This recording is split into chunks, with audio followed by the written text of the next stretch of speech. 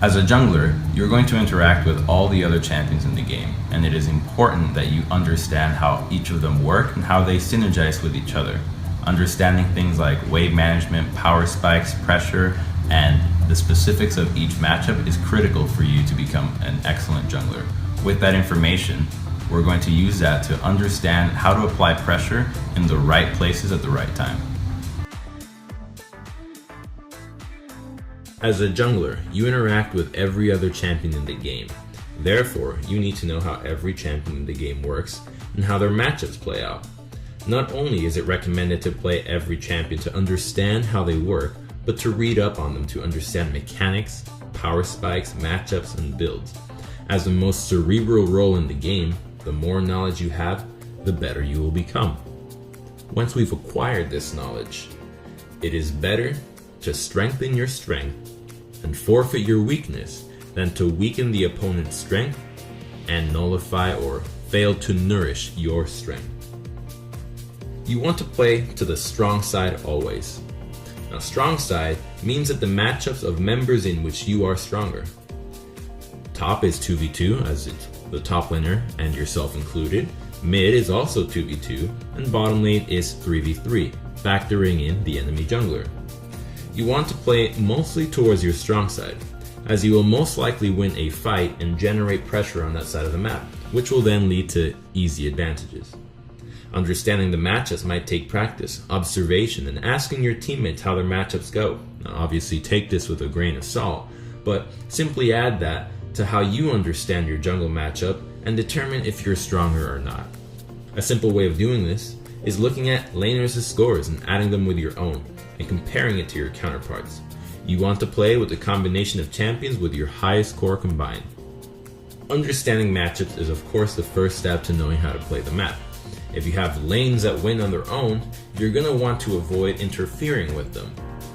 Then your plan becomes to find the enemy jungler so that the lane stays as a one-on-one. And you can either have the intent of killing him or tracking him. You just need to know where he is. These are not lanes that you want to gank, as the enemy will most likely be in a scared position, difficult to gank. Instead, you want to tower dive these lanes or zone them off creep waves. It becomes easier to enter the enemy jungle through the winning lanes as they have pressure and can collapse quickly, so this play is rather easy to pull off. Now, other lanes will require different kinds of attention. For example, mid lane mages versus assassins can win their lanes easily if they have vision advantage, and they can push safely and denying the all-ins from the assassins.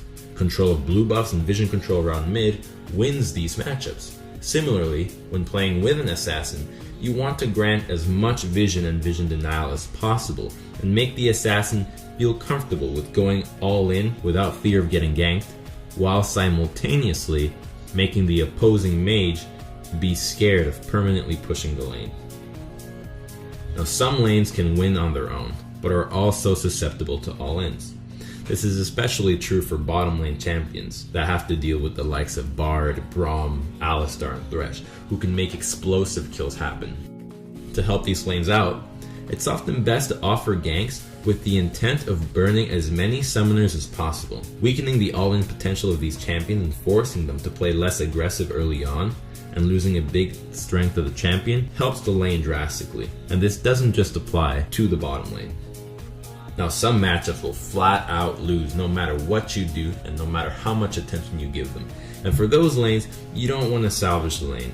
You want to help them secure lane farm as best as possible with as little effort as possible. So either being there on big wave crashes where they might get tower doe, or simply warding for them is all you need to do. While this serves as a guideline for matchups, nothing compares to the real thing, where matchups you think should be winning are not, and vice versa. And that's where the quick thinking and improvisational skills of a jungler come into play. Being able to read the flow of lanes helps you make the best choice in who to pressure. You may find yourself assisting a winning lane of a counter matchup, and because of that still losing a 2v2 or 3v3, so always remember to keep an analytical mind while jungling. And now that we have a better understanding of our laners, we don't want to mistake our job as solely ganking. In fact, you can have the best game of League and not have a single gank.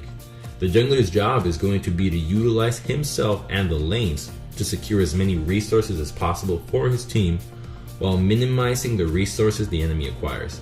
The game's resources are simple: towers, dragons, jungle camps, kills, and creep score.